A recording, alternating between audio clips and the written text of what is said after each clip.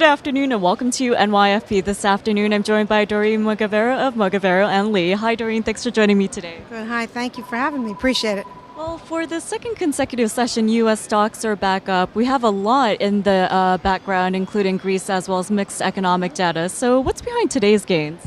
Well, that's a very good question, and I think it's one that traders have been asking themselves all day, actually, because the economic news has been mixed, as you've said, and certainly I have not seen anything to cause this rally recently, but I do think that, we've had an oversold condition here for a while, so I think this might be maybe some short covering, maybe some people trying to catch the bottom here a little bit, and I think, as always, I think this still remains a trader's market. Volume is light, and I think those type of markets tend to move in sort of high increments, up and down three digits. Well, Doreen, heading into the end of this week, we do have the end of the second quarter, the end of quantitative easing too, as well as the austerity votes over in Greece. But fundamentally, what do you think is important to be watching?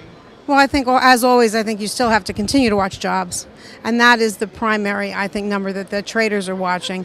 As we get closer and closer to the debt ceiling debate, problems that we're having there in August, I think that becomes more and more of a problem as there looks like there is not a resolution.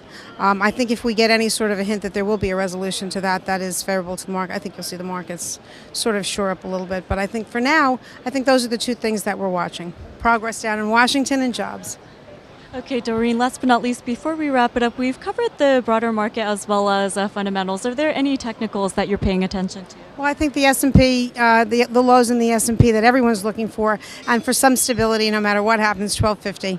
1250, 1260 area. And I think that if we get down at any point to those levels, right now, where are we looking? We're considerably higher, 1292. But I think that's where people are looking for a definite support. So should the market reverse for any reason, I think those are going to be the key levels on the downside. Upside can go as high as it wants.